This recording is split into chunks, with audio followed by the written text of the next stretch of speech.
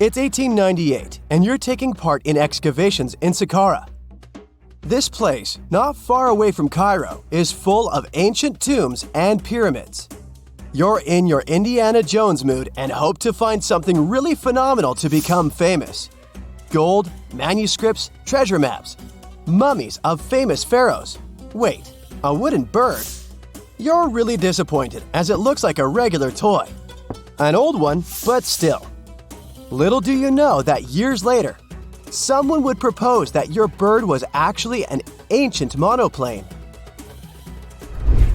So the artifact, nicknamed the Saqqara bird, is made of a sycamore tree.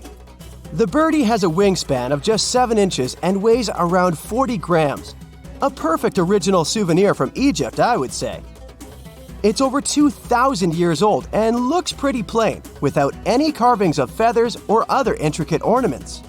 It has a beak and eyes, though, which makes our find look like a hawk, the emblem of the deity Horus. Its tail is rather unusual as it's squared, looks weirdly upright, and it seems like the sunken part of it was the place for a now missing piece. Humans love solving a good mystery, so there have been several attempts to explain the use of the birdie.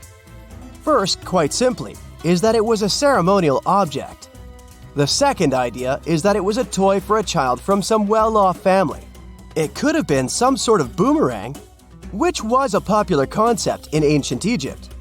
Then there was a theory that the bird had been used as a weather vane.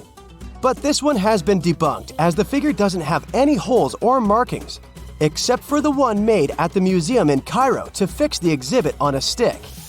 So there was no way to hang it in the past. Almost a century after the bird was found, Egyptologist Dr. Khalil Masiha proposed a new theory that it could have been a model of a monoplane. He believed the bird was missing a horizontal tailplane. Otherwise, it had its wings set at a right angle, similar to that of modern planes. It could have worked to generate the aerodynamic lift necessary for flights. Dr. Masiha also claimed that it was common at that time to place miniature models of technological inventions in tombs. So, did the ancient Egyptians really invent the plane in 200 BCE?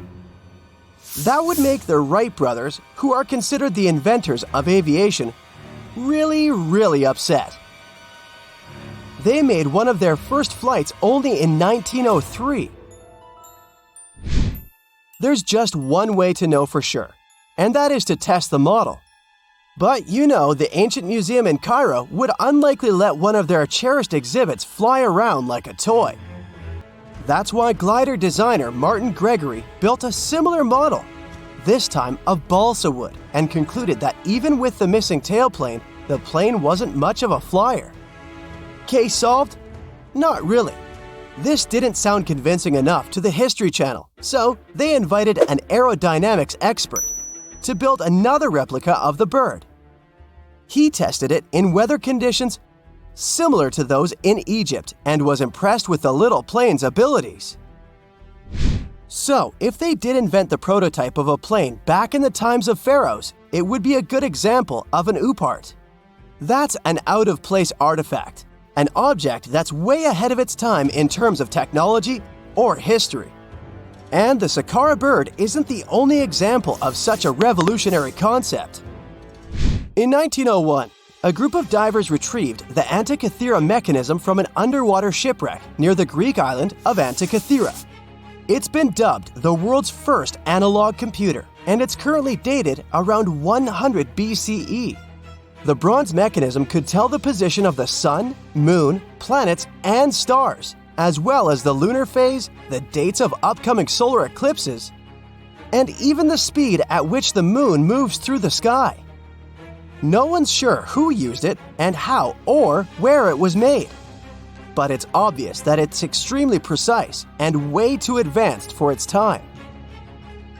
The first flushing toilets in the world were invented in the middle of the 20th century. Just kidding. The ancient Minoans on the Mediterranean island of Crete and the Indus Valley civilization both came up with this brilliant invention at the same time, around 4,000 years ago. The plumbing and sanitation were so well done that no one managed to design anything better until 2,000 years later. One ancient Minoan lavatory was discovered at the Palace of Knossos. It looks like it had a wooden seat set over a tunnel that directed water from a rooftop reservoir to an underground sewer. Other varieties got water from jugs. Only the super rich people could afford all this glory. So if you wanted to shop for real estate back then, the flushing toilet would be a telltale sign you were in the rich neighborhood. Automated doors became a cool, seemingly new invention back in 1931. But the technology behind them is actually much older. Think the 1st century CE old. Mathematician and engineer Heron of Alexandria came up with a hydraulic system to open and close temple doors. To bring it into action, you need to light a fire to produce heat.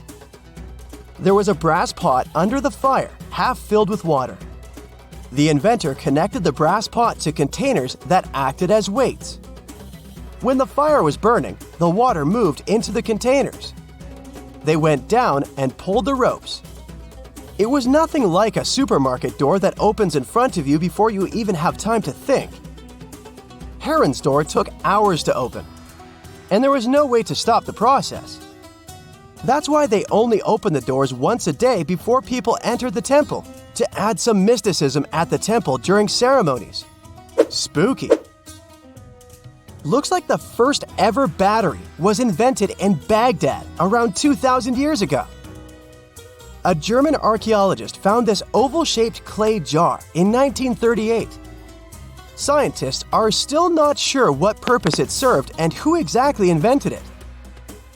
There is a theory that it was used for electroplating objects with precious metals. When they filled it with a weak acid like vinegar, the battery produced around 1 volt of electricity. Another theory says it was a vessel for sacred scrolls.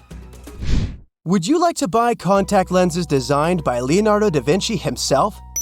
In 1508, he invented a glass lens with a funnel on one side. You were supposed to wear it with water inside to improve your vision. Sounds a bit uncomfortable, doesn't it?